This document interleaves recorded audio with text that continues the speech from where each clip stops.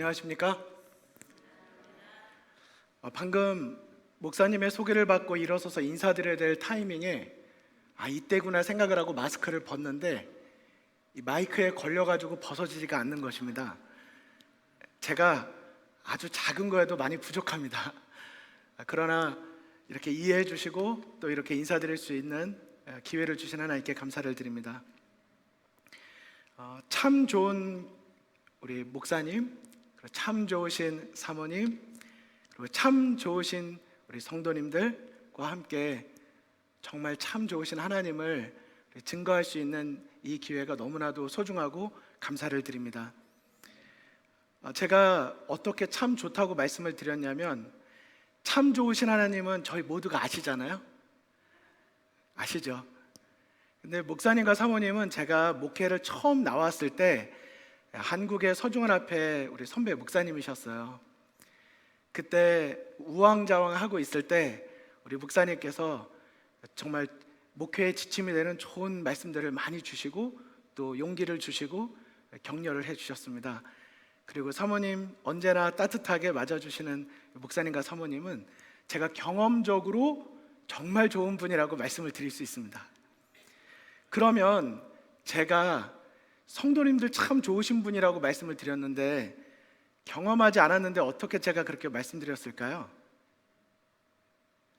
제가 어제 공항에 도착을 해서 목사님과 차를 타고 제가 어제 새벽 12시 20분에 도착했거든요.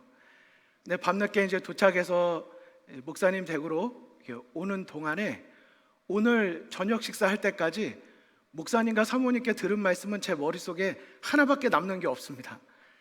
올랜도 중학교의 성도님 참 좋으시다고, 너무 좋으시다고, 계속 좋으시다고 그러시는 거예요. 그래서 제가 아직 뵙지도 않았는데 마음속에 참 좋으신 성도님들, 참 좋으신 하나님, 또 참 좋으신 목사님, 사모님이라는 생각을 갖게 되었습니다. 간절히 바라기는 저도 참 좋은 목회자여야 될 텐데 오늘부터 주어진 5번의 말씀의 그 기회를 통해서 나눌 때 이곳에서의 저희의 짧은 만남이 하늘 본향의 영원한 만남으로 이어지기를 간절히 소망합니다. 그런 마음으로 저희 같이 인사를 한번 나누시면 좋겠어요. 네, 우리 화면이 제 노트북이 나올 수 있을까요? 나오나요? 네. 한번 따라해 주실까요? 하늘에서 만날 사람,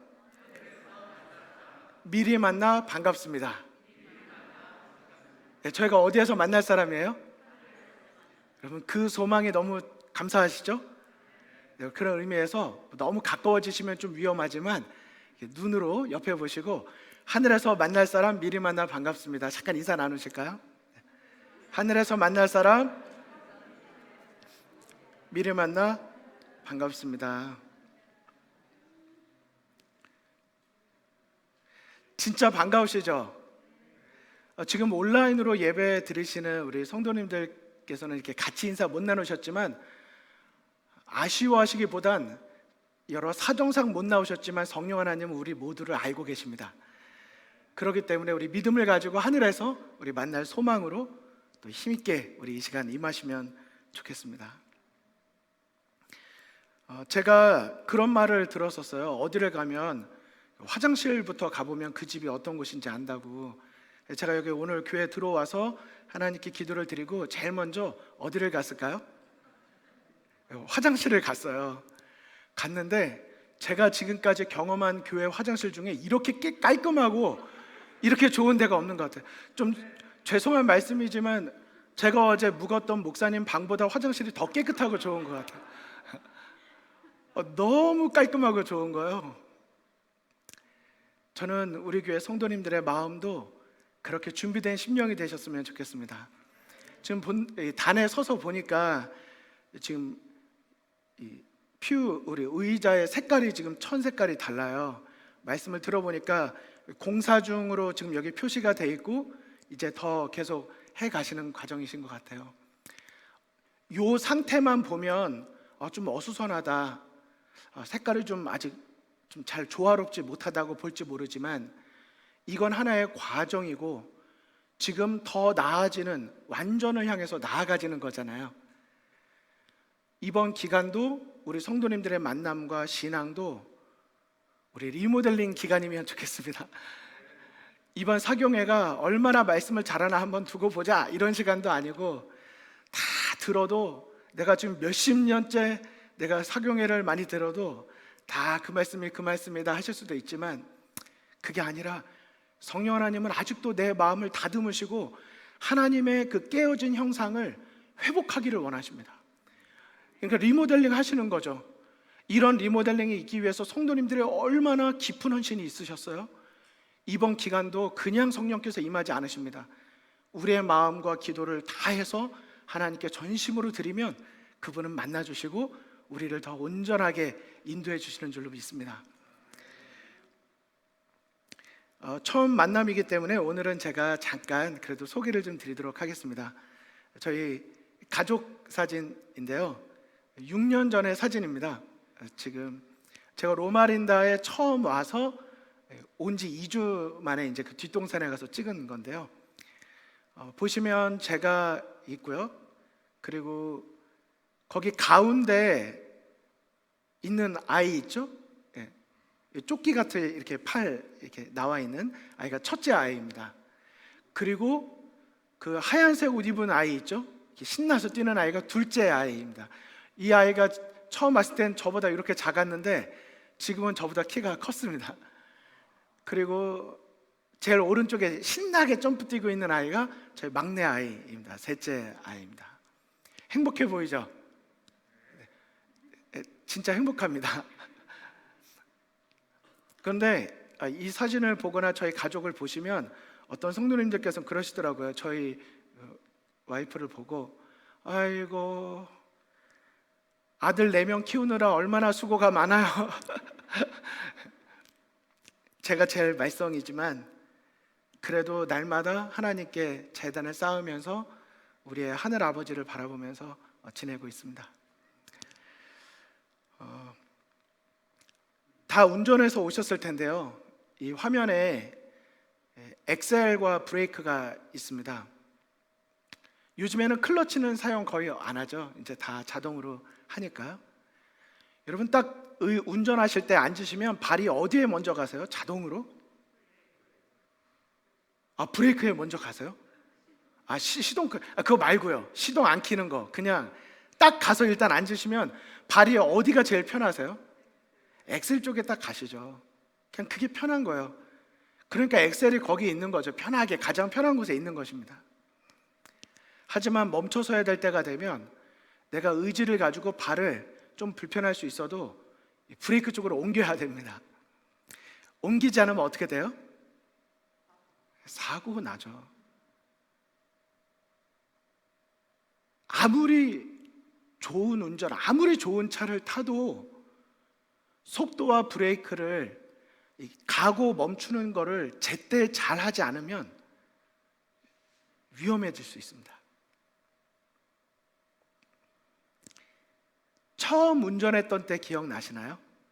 처음 운전하셨을 때 그걸 뭐라고 하죠? 한국말로?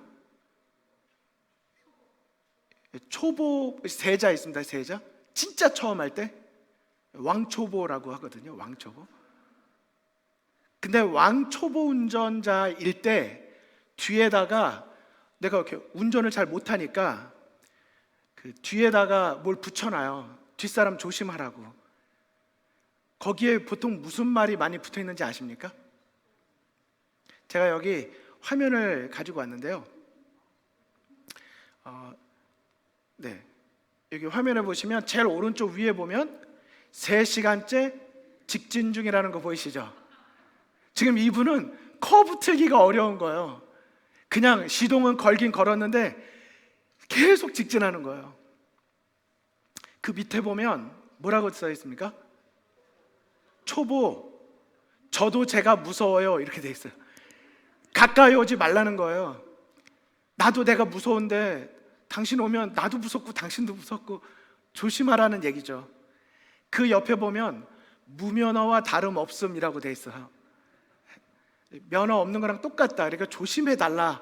나 언제 갑자기 멈출지 모르고 나 모른다. 근데 그 위에 조금 희미하게 돼 있는데 뭐라고 써 있는지 아십니까? 당황하면 후진함이라고 돼 있어요. 예, 당황하면 후진한다고, 뒤로 백. 예, 그러니까 바짝 붙지 말고 항상 나를 조심하라는 거예요. 항상 나를 조심해라. 그냥 무턱대고 가까이 막 밀어붙이지 말고 나 당황하면 후진한다. 조심해라, 이런 말입니다. 우리 신앙생활 하실 때 어떠셨어요? 신앙생활, 내가 예수님을 만났을 그 처음을 한번 생각해 보실까요? 내가 교회를 처음 나오셨을 때를 생각해 보실까요? 그때 어떠셨어요? 교회 직분이 있으셔서 나오셨나요? 누가 나를 알아줘서 나오셨나요? 교회 가면 뭘 주니까 나오셨나요? 뭐 그렇게 출발했을 수도 있지만 처음 내가 교회 나온 것보다 내 신앙생활을 처음으로 시작했을 때를 생각해 보실까요? 제가 운전자로 초보 운전, 정말 왕초보 운전일 때 생각하면 일단 시동 거는 게 되게 무서웠고요. 시동 걸고 난 다음엔 가는 게 무서워서 수시로 브레이크를 밟았어요. 여러분들 그러셨죠? 좀 가다 보면 좀 겁나니까 앞에 뭐가 나오면 브레이크를 자꾸 밟는 거예요. 조심하려고. 근데 좀 자신이 붙고 나니까 이젠 속도를 자꾸 즐기는 거예요. 조금 더 가는 것입니다. 우리 신앙도 저는 같다고 생각합니다. 우리의 신앙생활에 많은 브레이크가 필요합니다. 우리가 생각하는 일에나 행동하는 일에나 말하는 일에나 관계를 맺는 일에나 여러 가지로 우린 많은 브레이크가 필요합니다. 그리고 내 생각보다 하나님의 음성에 귀를 기울이는 우리의 그런 브레이크가 필요한 거죠. 멈춤이 필요한 것입니다. 이번 기간이 그런 멈춤의 시간이 되기를 간절히 바랍니다. 내가 의지를 가지고 깨어서 졸면 멈춰야 될 때 못 멈추거든요. 내가 깨어서 멈춰야 될 때 멈추는 것입니다. 속도보다 더 중요한 건 멈춰야 될 때 멈추는 것이죠. 교회가 사경회라고 하는 이 기간을 두신 이유는 저는 그것이라고 생각합니다. 잠깐 멈추는 것입니다. 혹시 성도님들 그런 적 있으신가요? 열심히 차를 몰고 가는데 빠져야 될 때서 못 빠진 적 있으신가요? 내비게이션을 잘못 봐서 요번에 빠졌어야 되는데 그 고속 하이웨이에서 더 간 거예요. 그거 한순간 놓쳤다가 얼마나 돌아오는지 모릅니다. 신앙도 그런 것 같아요. 내가 하나님의 음성이 지금 나에게 들려주는 음성이 있어서 잠깐 그때 그 음성을 듣기 위해 멈췄더라면 내가 하나님의 뜻대로 그분의 인도하심을 분별하고 그때 놓치지 않았을 텐데, 우리가 한번 등한히 하고 성령의 호소를 등한히 하면 얼마나 돌아와야 되는지 모릅니다.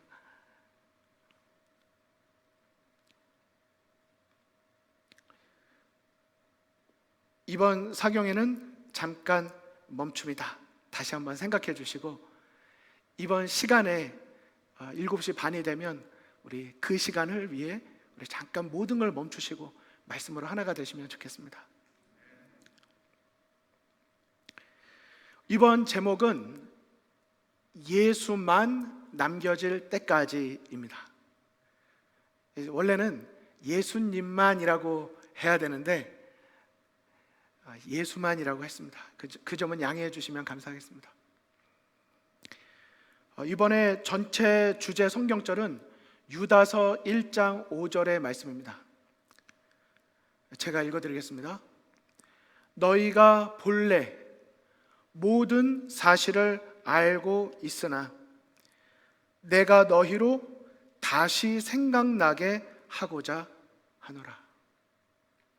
이번에 우리 목사님께 연락을 받고 사경의 말씀을 준비하면서 제 마음속에 가장 첫 번째로 떠오른 성경절이 이 성경절이었습니다. 너희가 본래는 모든 사실을 다 알고 있는 것입니다.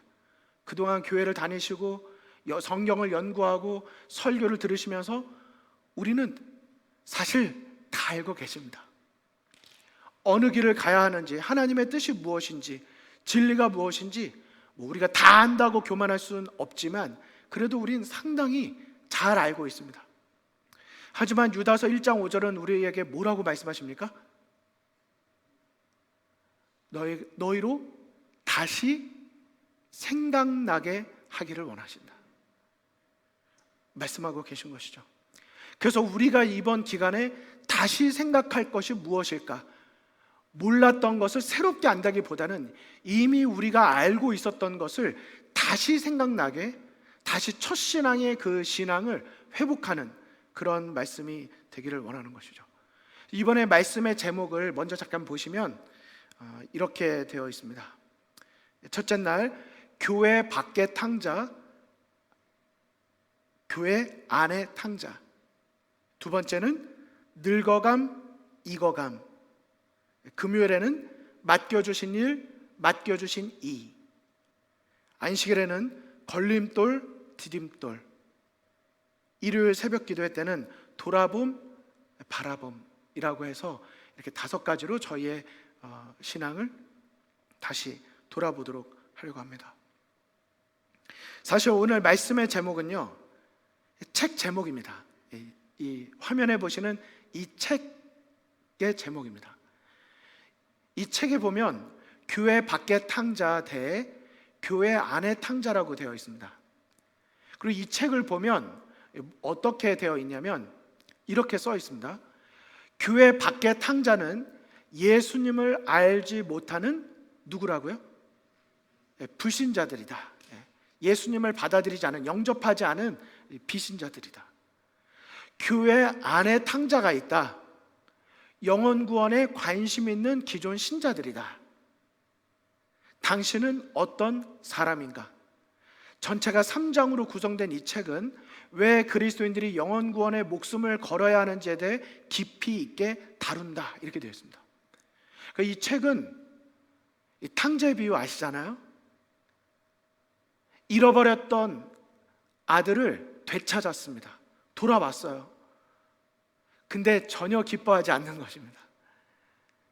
그래서 이 탕자의 비유를 통해서 이 어디로 초점을 맞췄냐면 영혼 구원에 우리는 기쁨이 있어야 되고 영혼 구원 사업에 전심을 다해야 된다. 이제 이것이 목적입니다. 그런데 저는 이 책이 그렇게 말하고는 있지만 이 제목을 가지고 와서 우리가 전도는 열매라고 생각을 할 때 내 마음속에 복음이 들어오면 자연스럽게 맺혀지는 거거든요. 이 기쁨을 감추어 둘 수 없는 것이거든요. 예수님의 십자가의 은혜의 보혈로 한 영혼 한 영혼이 보이기 시작하는 거거든요. 그래서 그걸 하나의 결과라고 볼 때 먼저 나의 신앙을 보기를 원하는 것입니다. 교회 밖에 있지 않잖아요, 우리 모두는. 하지만 나는 교회 안에 있는 탕자는 아닐까 하는 것입니다. 여러분, 누가복음 15장에 3가지의 잃어버린 비유가 나옵니다. 우리 다 아시죠? 뭐가 나오죠? 잃어버린 한 마리 양을 찾아 떠난 목자의 이야기가 나오죠. 그 다음에는요, 잃어버린 드라크마야가 나옵니다. 그리고요, 뭐가 나옵니까? 마지막으로 탕자의 비유가 나오죠. 근데 이것만 가지고도 저희가 생각할 게 많습니다. 첫 번째 잃어버린 건 100마리 중에 한 마리입니다. 동전은요, 10개 중에 하나입니다. 아들은요, 2 중에 하나입니다. 그래서 이 100개 중에 100마리 중에 한 마리 잃어버렸음에도 불구하고 그렇게 찾아 떠나는 그 목자의 마음을 느낄 수가 있는 거예요.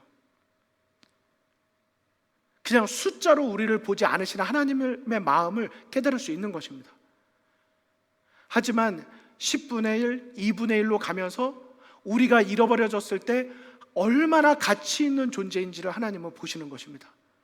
우리가 하나님을 떠났을 때도 너무 정말 교회 밖에 탕자가 된 거니까 너무 가슴이 아프시지만, 또 다른 반쪽은 안에 있는 탕자를 보며 가슴이 아프신 거예요. 우리를 보시는 예수 그리스도의 사랑과 은혜를, 그 마음을 우리에게 전해주고 있는 것입니다. 그런데요, 이 탕자의 비유를 보니까 우리가 꼭 돌아봐야 될 내용이 있습니다. 저기 그림을 가지고 왔는데요, 이 누가복음 15장 세 번째 비유인 이 탕자의 비유의 그림을 보면, 자, 사람이 몇 명이 나오죠? 딱 보니까 2명 나오죠 라고 말씀을 드리면 보통 그렇다고 하십니다. 자세히 보시면 2명이 아닙니다. 몇 명이 있죠? 4명이 있습니다. 자, 여기 보이시나요? 저쪽에 2명이 더 있습니다. 왜 4명이 그려져 있을까요? 실제 탕자의 비유에 보면 4명이 등장하거든요. 아버지가 있고요, 집 나간 둘째 아들이 있고요, 집 안에 있는 첫째 아들이 있고요, 그 첫째 아들에게 지금 안에서 왜 풍악 소리가 울리는지 설명해 주는 종이 1명 나옵니다. 그래서 4명이에요. 그런데 여러분께서 알고 계시는 이 비유를 보면 마다들이 하는 이야기, 내용은 알지만 성경절로 한번 보시도록 하겠습니다. 누가복음 15장 25절부터만 보겠습니다. 마다들은 밭에 있다가 돌아와 집에 가까이 왔을 때에 풍악과 춤추는 소리를 듣고 한 종을 불렀어요. 자, 한 종이 나오죠? 그 다음, 이 무슨 일인가 물은데 대답하되 당신의 동생이 돌아왔음에 당신의 아버지가 건강한 그를 다시 맞아들이게 됨으로 인하여 살찐 송아지를 잡았나이다 하니, 그 다음 뭐라고 되어 있습니까? 같이 한번 읽어보실까요? 시작. 그가 노하여 들어가고자 하지 아니하거늘. 동생이 돌아왔는데 화가 났어요. 그러니까 아까 그 책의 저자의 말대로 영혼 구원에 전혀 관심이 없는 것이죠. 그런데 저는 그 안으로 더 들어가 보고 싶습니다. 아버지가 나와서 권했어요. 그러지 말라고, 그런 마음 가지면 안 된다고 권했습니다. 자, 그 다음 나오는 이 마다들의 반응이 뭐죠? 이 탕자의 비유를 생각해 보시면, 막 화를 냈어요. 그랬더니 아빠가 나와가지고 권했습니다. 그러지 말고 들어가자고. 그때 이 마다들의 반응이 뭐였죠? 그때 마다들이 뭐라고 말을 했죠?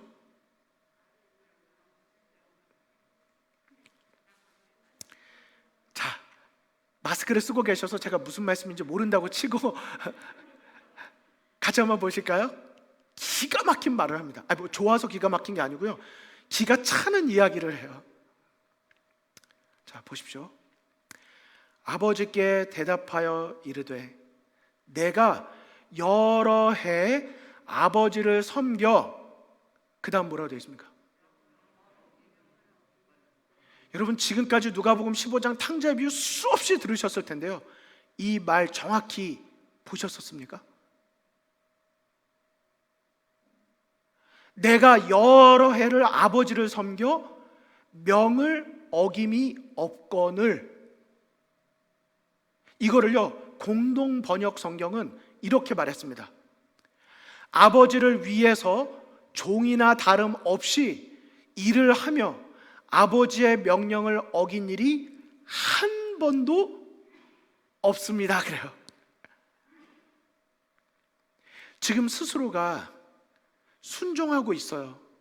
아버지와 함께 있습니다. 하지만 그의 마음에 뭐가 없어요? 행복이 없어요.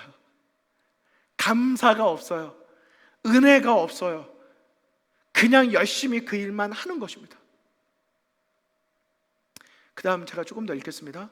내게는 염소 새끼라도 주어 나와 내 벗으로 즐기게 하신 일이 없더니 아버지의 살림을 창녀들과 함께 삼켜버린 이 아들이 돌아오매 이를 위하여 살찐 송아지를 잡으셨나이다. 아버지가 이르되 예, 너는 항상 나와 함께 있으니 내 것이 다 내 것이로되 이 내 동생은 죽었다가 살아났으며 내가 잃었다가 얻었기로 우리가 즐거워하고 기뻐하는 것이 마땅하라 마땅하다 하니라. 이 말씀으로 이 비유와 누가복음 15장은 끝이 납니다. 우리 성도 여러분, 이 비유를 들으실 때 어떤 생각이 드십니까? 나는 여전히 교회에서 봉사하고 있고, 나는 여전히 안식일을 기억하여 교회를 출석하고 있고, 나는 여전히 그 자리에 있습니다. 그 자리에 여전히 있는 우리의 마음은 마다들의 마음과 다른가요? 하늘 아버지와 함께 동행하며 교제하는 기쁨이 내 마음에 가득하십니까? 아니면 나는 교회에서 무슨 직분을 맡아 수십 년을 일해도 한 번 축하 파티 고맙다 이런 거 아무것도 없는데, 누구는 잠깐 왔다가 떠나는데 굉장히 성대한 파티를 하면 괜히 마음속에서 다른 생각이 들 수도 있는 거고요.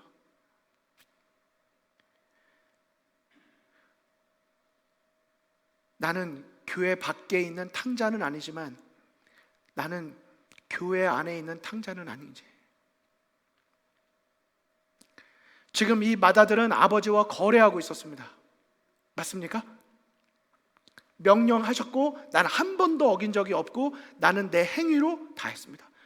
이 마음이 이제 정확히 행위 중심적이죠. 내가 뭘 하는 것입니다. 거기에 무엇을 기대하는 거예요. 아버지는 너가 그 일을 그렇게 하든 그렇지 않든 내 아들이라고 관계로 생각하고 있는데 여기는 거래하고 있는 것입니다. 제가 한국에서 섬길 때 가정사역을 좀 섬기게 되었습니다. 가정사역 센터를 좀 운영하면서 여러 교회에서 좀 섬기게 되었었습니다. 그런데 보다 보니까요, 이 모든 부부관계는 딱 정리가 사랑과 신뢰의 관계더라고요. 맞습니까? 사랑과 신뢰의 관계예요. 그런데 이 사랑과 신뢰의 관계는 나는 당신에게 어떤 존재입니까? 라는 질문을 하는 거더라고요. 나는 당신에게 어떤 존재인지를 묻는 거예요.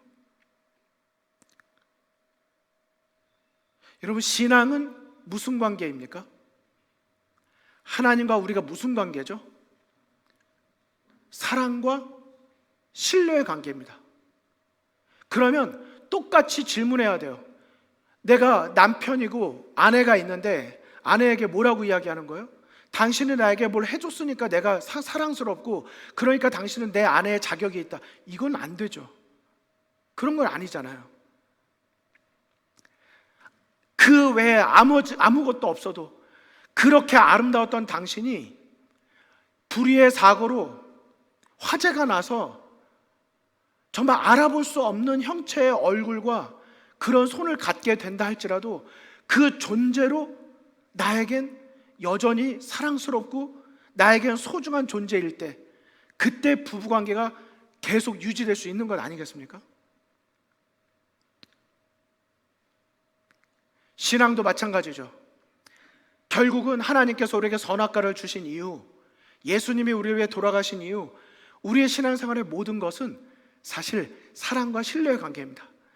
그 말은 나에게 예수님은 어떤 존재인가를 묻고 있는 것입니다. 여러분에게 여쭙는 것이죠. 여러분에게 있어서 예수님은 어떤 분이십니까? 너무 쉬운 질문일지 모르지만, 너무 식상한 질문일지 모르지만 다시 생각해 보시기를 원하는 것입니다. 나에게 오늘 예수님은 어떤 분이셨습니까?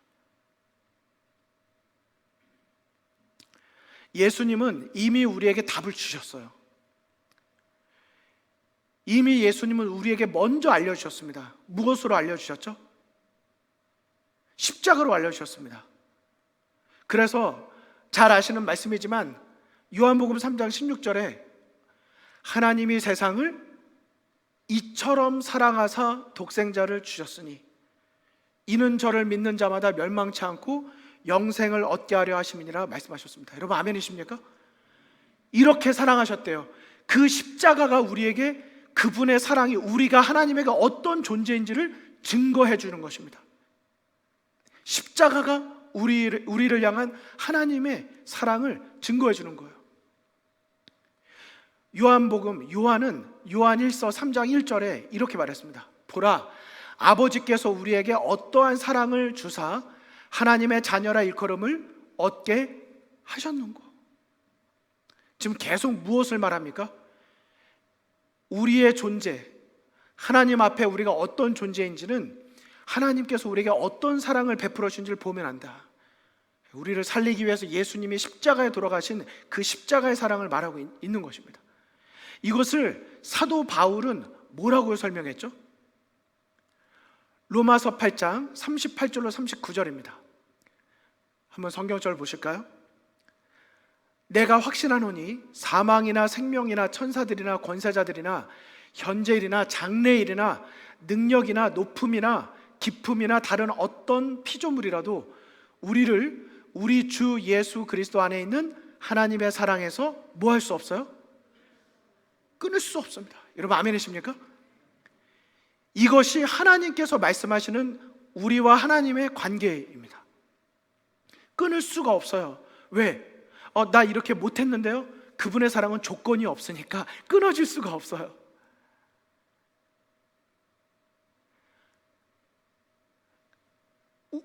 우리는 하나님께서 보실 때 내 행위와 내 주변의 상황과 내 과거와 아무 관계없이 나 하나만 놓고도 예수님은 십자가에 돌아가셨습니다.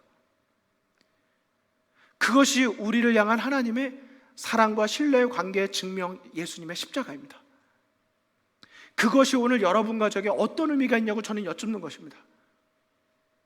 너무 분주히 살다가 예수님의 십자가를 통해서 하나님은 우리가 하나님에게 어떤 존재인지를 말씀해 주고 계신데, 우리는 너무나도 자주 그분이 나에게 무엇을 어떻게 해주셨는지, 그것의 결과가 어떻게 되고 있는지 우린 상당히 다른 것들로 우리의 신앙을 생각할 때가 있는 것입니다. 그래서 하나님은 우리에게 원하시는 거예요. 우리의 진짜 마음을 알기를 원하시는 것입니다. 내 존재만으로 너에게 소중한지,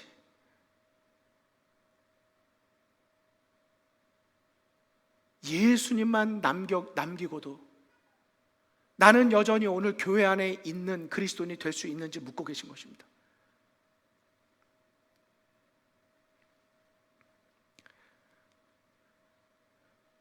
제가 교회에서 코로나가 시작된 다음에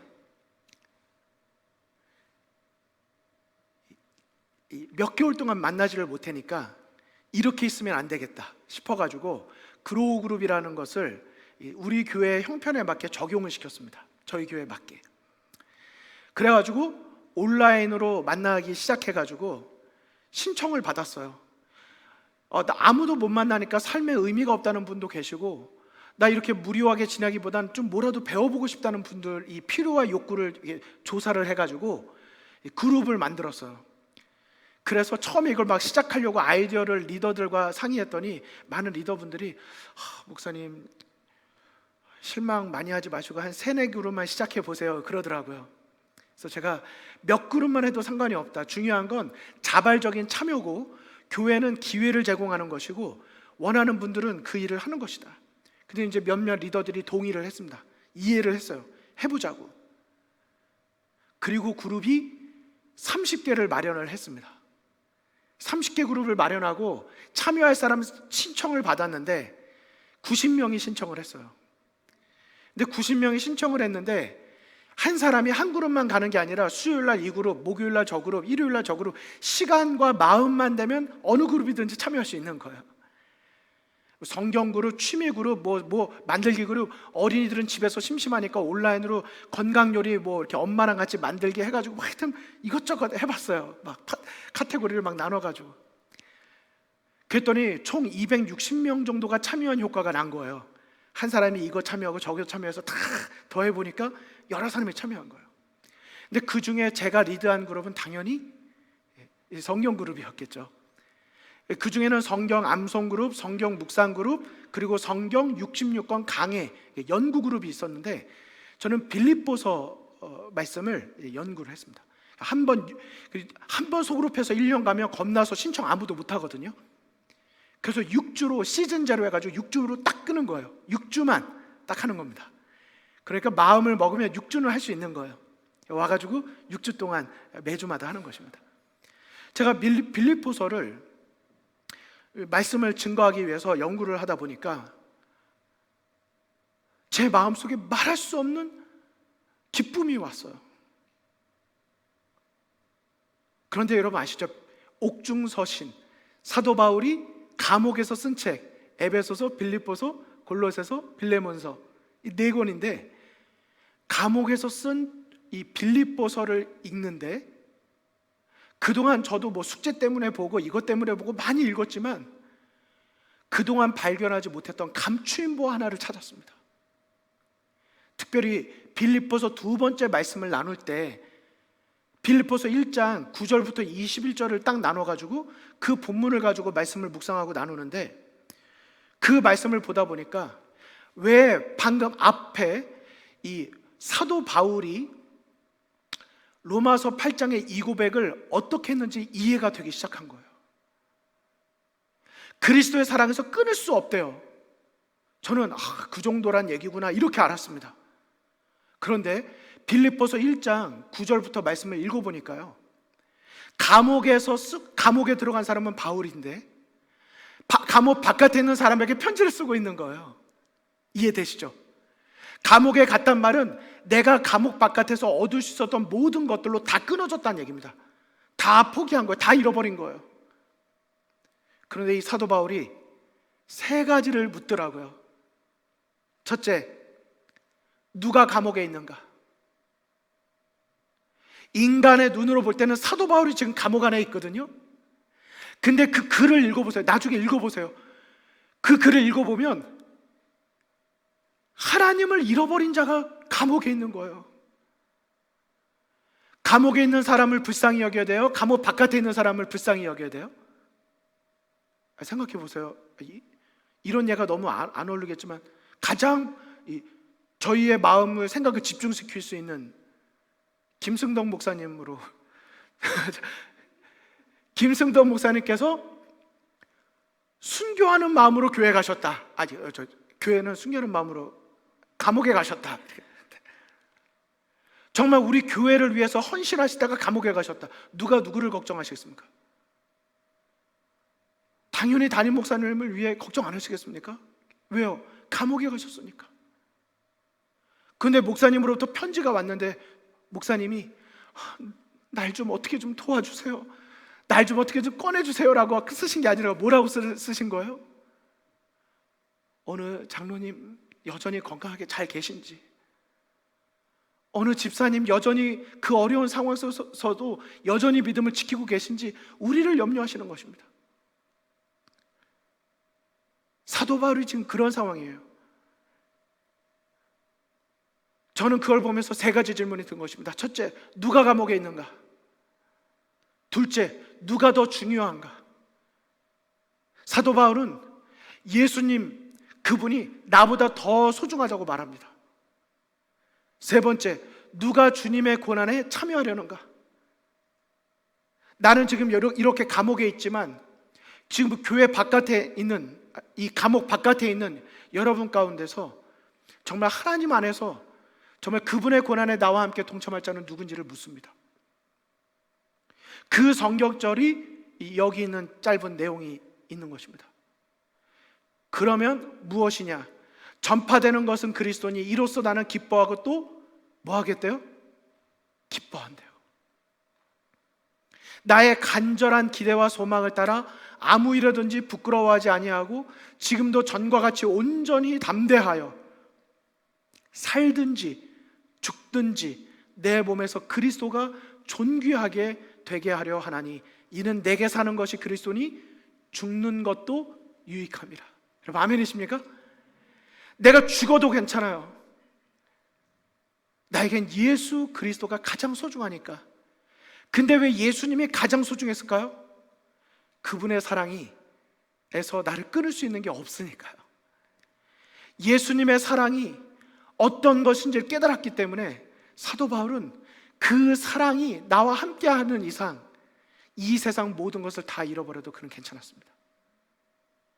저는 이 빌립보서를 보면서 예수만 남겨질 때까지, 이런 신앙을 우리가 할 때에 사도 바울의 그 고백을 할 수 있다. 감옥 같은 이 세상에서나 내가 감옥에 있지는 않지만 내 삶이 감옥일 수 있거든요. 하지만 그런 속에서 우리는 여전히 하나님 앞에 사도 바울처럼 자유인으로, 신앙의 자유인으로, 진리가 너희를 자유케 하는 그 자유함으로 우리는 주님과 동행할 수 있는 것입니다. 사도 바울은요, 인간적으로 보면 다 잃었습니다. 하지만 영적으로 보면 전부를 얻었습니다. 왜죠? 그 모든 것을 주시는 예수 그리스도를 어디를 가든지 언제든지 놓치지 않았기 때문입니다. 살든지 죽든지 내 몸에서 그리스도가 존귀케 되기를 원했기 때문입니다. 여러분 잘 아시는 바대로 욥기에 보면 선악간의 대쟁투의 현장을 우리에게 알려줍니다. 그런데 이 욥기 1장에 보면 잘 아시는 말씀이죠. 여호와께서 사탄에게 말씀하십니다. 내가 내 종 욥을 주의하여 보았느냐? 그와 같이 온전하고 정직하여 하나님을 경외하며 악에서 떠난 자가 세상에 없다. 이렇게 이야기하십니다. 봤지? 이거야. 한마디로 봤지? 이런 사람이 있어. 그랬더니 사단이 뭐라고 말하죠? 욥이 어찌 까닭 없이 하나님을 경외하리이까? 주께서 그와 그의 집과 그의 모든 소유를 울타리로 두르심 때문이 아니니까. 신앙하는 동기, 내 신앙의 이유를 사단은 하나님 때문이 아니라 그 하나님께서 주신 어떤 것들로 돌리고 있는 것입니다. 우리가 하나님이 아닌 이 사단의 말대로 하나님 때문에 얻게 되는 그 어떤 것들에 초점이 맞춰지는 순간 우리는 선과악의 대쟁투에서, 영적인 쟁투에서 지게 되어 있습니다.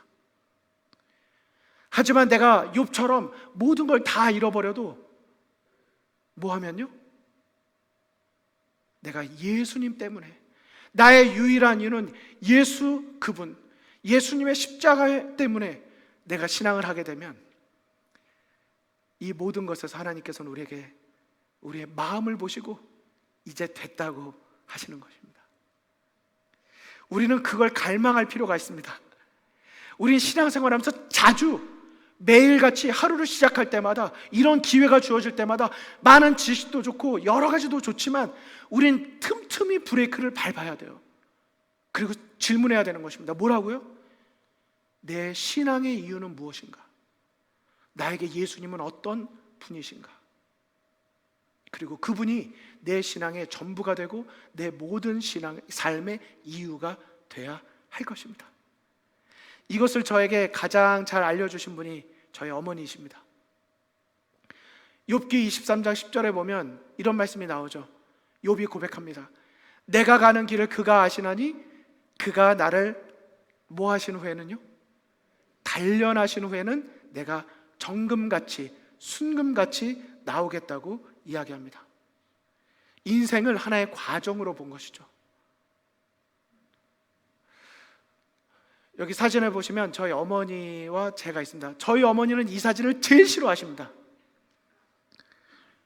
왜냐하면 보통 남자분들이 입는 가죽 잠바를 입으셨어요. 검정색 비닐, 가죽도 아닙니다. 비닐이죠. 하지만 어머니께서 장사를 하러 이제 막 나가시기 직전에 찍은 사진이어서 화장도 안 했고 옷도 남자 같다고 되게 싫어하세요. 근데 저는 이 사진을 되게 좋아해요. 왜일까요? 제가 봐도 제가 너무 귀엽게 나왔어요. 저는 이 사진을 되게 좋아해요. 그리고 제가 원래 어렸을 때는요, 어머니 그랬거든요. 제가 막내예요. 딱 봐도 막내처럼 생겼죠.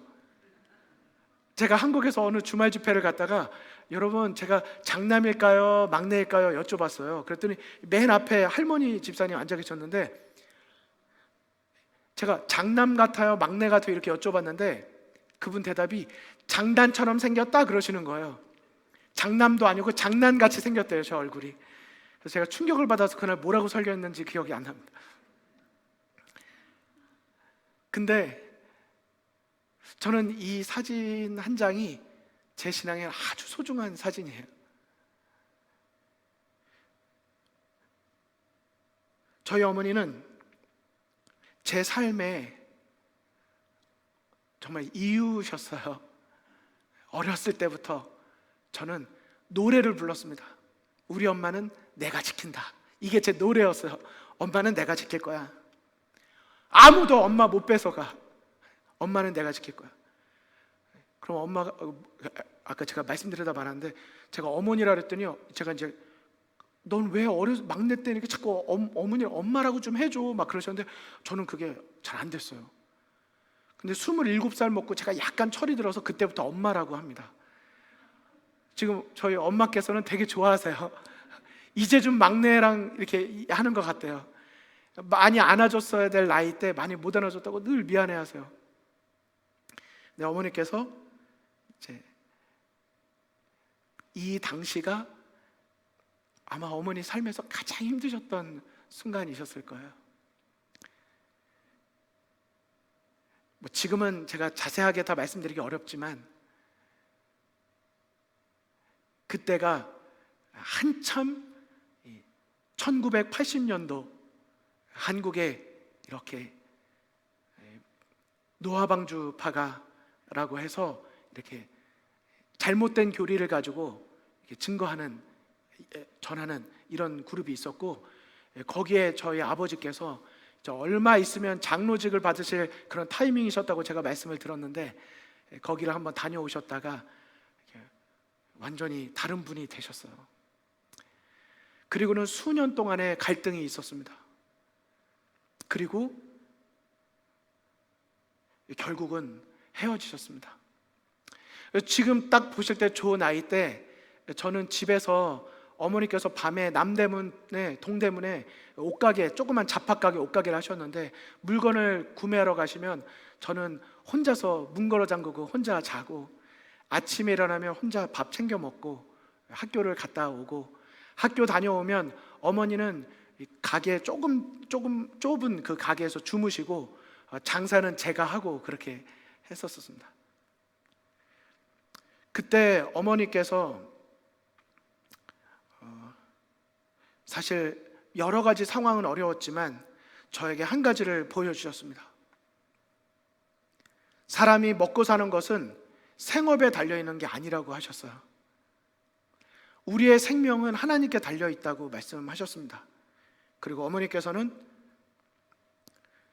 저희에게 장사를 하고 돈을 셀 때도 항상 제 앞에서 돈을 세셨어요. 저는 어머니께서 제 앞에서 그 돈을 세시면 참 어릴 때도 이렇게 돈을 만지면 그렇게 좋더라고요. 그냥 저도 입이 이만큼 찢어져 있고 어머니도 이렇게 입이 찢어져 있고 되게 돈을 세면 이렇게 좋았는지 모르겠습니다. 왜냐하면 그 돈이 없으면 언제나 어머니와 함께 옥상까지 올라가서 늘 제때 밀린 그 임대료를 내지 못해가지고 항상 인사를 하고 아쉬운 소리를 했어야 됐기 때문에 저는 어렸을 때부터 꿈이 건물주가 되는 게 꿈이었습니다. 좋은 건물 하나 져놓고 나면 매달마다 이렇게 돈이 들어오는 걸 보면서 참 건물 하나 있는 게 참 좋구나, 필요하구나. 저는 어렸을 때 이런 생각을 했었어요. 그런데 신앙을 하고 어머니께서 제 앞에서 돈을 세시면서 언제나 교훈을 주셨습니다. 언제나 깨끗한 돈은 옆으로 빼놔야 된다. 말씀하셨어요. 이 돈이 우리를 살리는 게 아니라고. 이 돈을 주시는 분도 하나님이시라고. 그리고는 어머니는 언제나 하나님께 헌물을 구별해야 될 것을 말씀해 주셨습니다. 그래서 저는 때때로 시험을 받았어요. 이렇게 어려울 때면 좀 이렇게 해야 되면 어떨까 하는 생각이 있었습니다. 하지만 어머니는 한 번의 타협을 하지 않으시는 것을 보았습니다. 한 번 어머니께서 유혹받은 적이 있으셨어요. 대목 아시죠? 대목.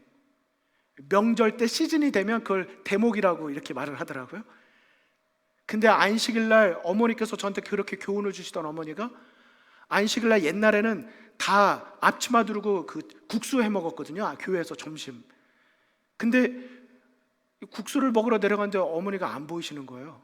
어머니 어디 가셨나 하고 보니까 유혹을 못 이기시고 추석 대목날 안식일날 오후에 가서 가게 문을 여신 거예요. 그때 제가 어떻게 했는지 아세요? 가게에 찾아가서 어머니에게 어머니 이러시면 안 되잖아요.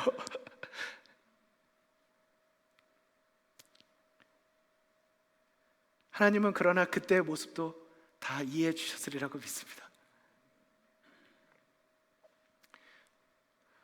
저는 오늘 성도님들에게 저희 어머니의 마음을 잠깐 이렇게 전해드리는 것으로 말씀을 정리하고자 합니다. 여러분의 삶에는 예수님이 어떤 분이십니까?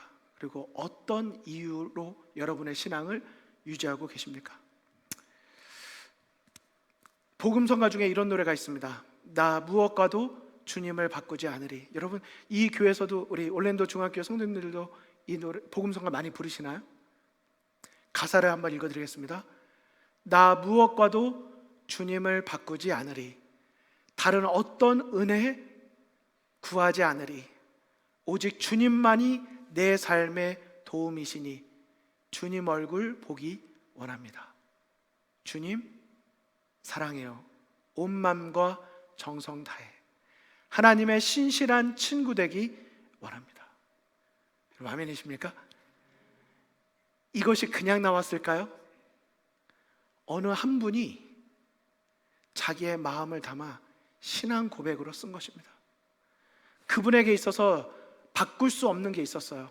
예수님은 누구와 무엇과도 바꿀 수 없는 분이셨습니다. 이 한 분의 신앙 고백이 얼마나 많은 이들에게 우리의 신앙을 돌아보게 해줬는지 모릅니다. 이번에 주제가로 부르는 주 예수보다도 찬미도 마찬가지입니다. 많이 들으셔서 다 아실 거예요. 하지만 한 번 더 보실까요? 주 예수보다 더 귀한 것은 없네. 이 세상 부귀와 바꿀 수 없네. 영 죽을 내 대신 돌아가신 그 놀라운 사랑 잊지 못해.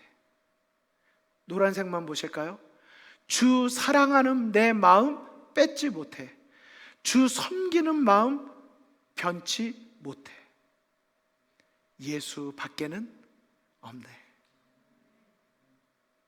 저는 이번 한 주간 정말 예수만 남을 때까지 우리가 다시 생각하고 내 신앙의 이유를 또 돌아보고 또 돌아보게 되시기를 간절히 바랍니다.